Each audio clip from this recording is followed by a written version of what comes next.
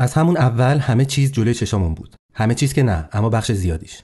با اینکه خیلی‌ها ویدیوی آرمیتا گراوند که از خبرگزاری حکومتی پخش شده بود رو بارها تحلیل کردند و به تناقض‌هاش به درستی اشاره کرده بودند، اما هیچ کدوممون نتونستیم اون لحظه‌ای که برخورد کلامی یا برخورد فیزیکی با آرمیتا اتفاق می‌افته رو ببینیم. چون جمهوری اسلامی تمام تلاشش رو کرده بود که اون لحظات رو از چشم ما پنهان کنه. اون لحظه دقیقاً اینجا اتفاق می‌افته. اینجا. ماجرا از اینجا شروع شد که روز یکشنبه خبری منتشر شد که دختر بچه دبیرستانی توی مترو به دلیل نداشتن مقنعه باهاش برخورد میشه، بیهوش میشه و به بیمارستان منتقل میشه. خبر دوم که خبر عجیب‌تری بود، این بود که خبرنگار خبرگزاری شرق، خانم مریم لطفی که برای تحقیق در مورد این خبر به بیمارستان رفته بودند، بازداشت شدند. در حالی که ما هنوز اسم این دختر رو نمیدونستیم، خبرگزاری جمهوری اسلامی ویدیویی پخش کرد و بدون اشاره به اسم آرمیتا گراوند، تمام اخبار و مخصوصا برخورد حجاببان‌ها با این دانش آموز رو تکذیب کرد. توی فیلم ها هیچ نوع درگیری لفظی فیزیکی بین سایر مسافران و حتی عوامل ما هیچ چیزی وجود نداره و به هیچ عنوان همچین چیزی ثبت و ضبط نشده. و همزمان اکانت‌های حکومتی در شبکه‌های اجتماعی این خبر رو منتشر کردن که حادثه‌ای که برای این دانش آموز اتفاق افتاده به دلیل افت فشار یا افت قند خون بوده و صبحونه خوردن قبل از مدرسه باید اجباری بشه. اولین بار سازمان حقوق بشری هنگا بود که ما را از اسم آرمیتا گراوند آگاه کرد. کمی بعد عکس آرمیتا در حالی که روی تخت بیمارستان بود، لوله تنفسی داشت و روی سرش هم پانسمانی قرار داشت منتشر شد. عکسی که خبرهای قبلی هنگا، یعنی در کما بودن آرمیتا و آسیب فیزیکی به سرش رو تایید می‌کرد. توی چند روزی که از حادثه گذشت، جمهوری اسلامی با انواع و اقسام خبرها و ویدیوها و مصاحبه‌هایی که درست کرده بود، تمام تلاشش رو کرد تا ما مردم رو دروغگو نشون بده. درست مثل چند روز بعد از ساقط کردن هواپیمای اوکراینی.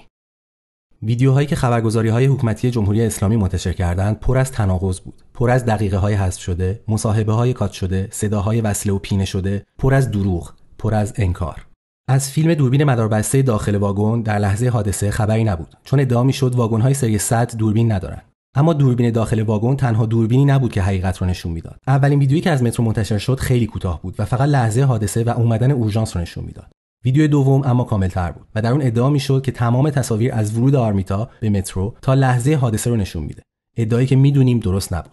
این ویدیو رو با استفاده از هوش مصنوعی و ابزاری که ویدیو کلورایزر کلاب نام داره تونستم کمی رنگی کنم. اما به دلیل اینکه ویدیو دستکاری شده بود، رنگامیزی‌ها به طور تمام و کمال انجام نشدن. اما همین یک کم رنگی شدن ویدیو به ما کمک می‌کنه تا به جزئیات بیشتری بتونیم توجه کنیم. توی ویدیوی مربوط به سکوی مقابل، آرمیتا و دوستاش اینجا رو صندلی نشستن.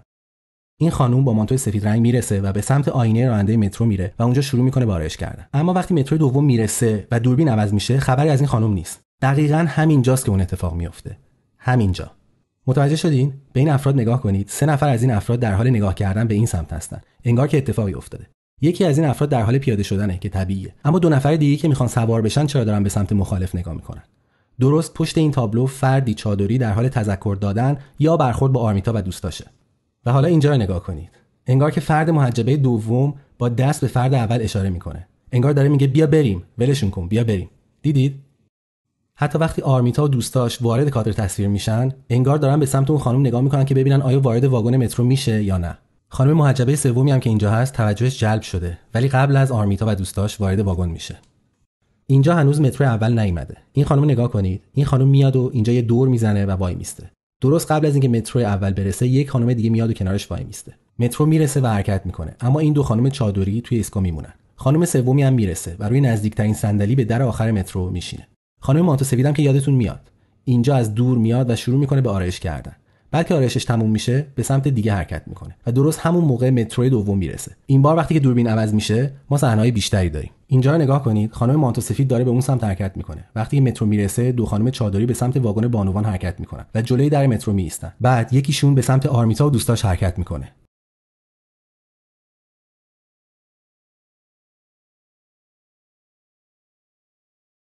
همزمان باز می‌بینیم که توجه بقیه به این اتفاق جلب میشه. بعد خانم ارشادگر بعد از اینکه همراه محجبش صداش میزنه، سوار مترو میشن.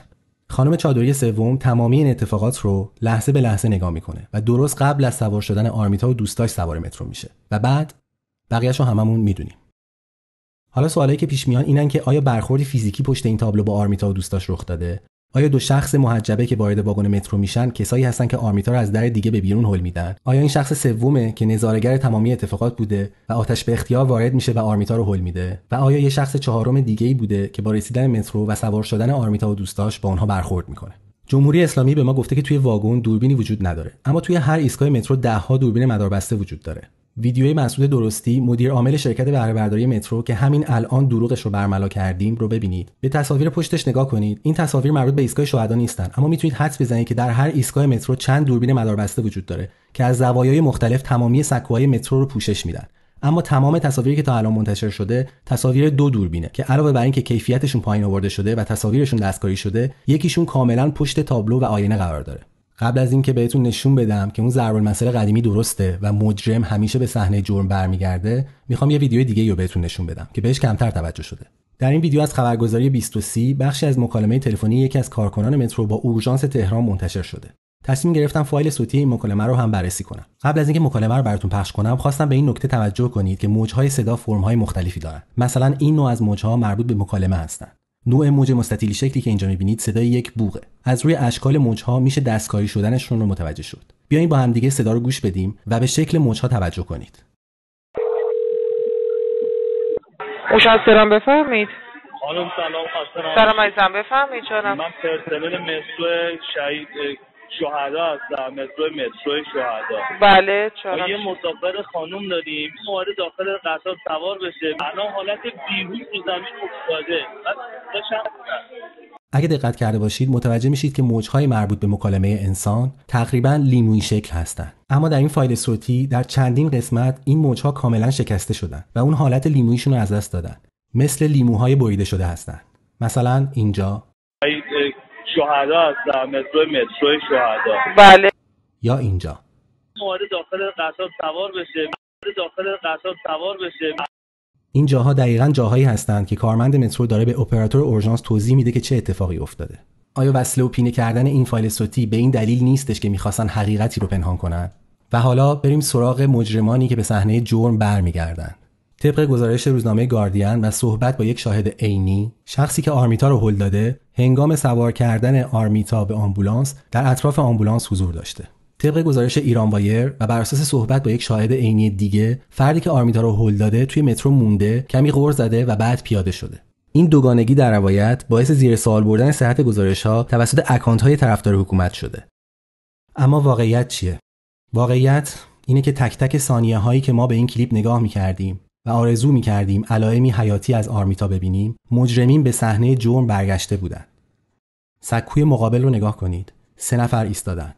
به نظر میرسه یکی از اونا داره کل قضیه رو برای نفر دوم تعریف میکنه و درست همون لحظه نفر سوم متوجه دوربین مداربسته میشه و دوربین مداربسته رو به 2 نفر دیگه نشون میده. وقتی که پزشکان اورژانس آرمیتا رو از مترو خارج میکنن، شخص سوم که پوششی شبیه پوششی که شاهد عینی ایران وایر توصیف کرده بود داره و به نظر خیلی مضطرب میرسه، به دنبالشون از سمت دیگه از مترو خارج میشه. پس هر دو روایت درست هستن. ضاربین آرمیتا به ایستگاه بعد رفتن، پیاده شدند و به محل جرم برگشتن و از سکوی مقابل کودکی که احیا میشد رو تماشا کردن. ما همچنان سوالهای زیادی داریم. چرا توی عصر تکنولوژی یک عکس، یک خبر از آرمیتا از طریق اعضای خانواده‌اش بیرون نمیاد؟ چرا خبرنگار بازداشت شده؟ چرا جو بیمارستان امنیتی شده؟ چرا مادر آرمیتا بازداشت شده؟ چرا دوستهای آرمیتا روز اول چند ساعت بازداشت شدن؟ چرا تصاویر درست و با کیفیتی از دوربین‌های مترو بیرون نمیاد؟ چرا همکلاسی و هممدرسه‌ای آرمیتا تهدید شدن؟ و چرا وقتی اورژانس داره آرمیتا رو روی برانکارد از مترو خارج میکنه، یک مأمور امنیتی اونا رو همراهی میکنه که اینجا یک رهگذر کنجکاو رو هل میده؟ ما جواب این سوالها رو نمیدونیم، اما میدونیم که جمهوری اسلامی دروغگوه. میدونیم که مهسا ژینا امینی در اسارت جمهوری اسلامی جونش رو از دست داده. میدونیم که برای اثبات نکشتن مهسا امینی بیش از 500 نفر دیگه کودک و بزرگسال کشته شدن و میدونیم که یک کودک در کماست و در حالی که ضارب بی‌وجدانش با خیال راحت به زندگیش ادامه میده، اون کودک داره برای دوباره زندگی کردن میجنگه. ما نه فراموش میکنیم و نه میبخشیم. زن، زندگی، آزادی.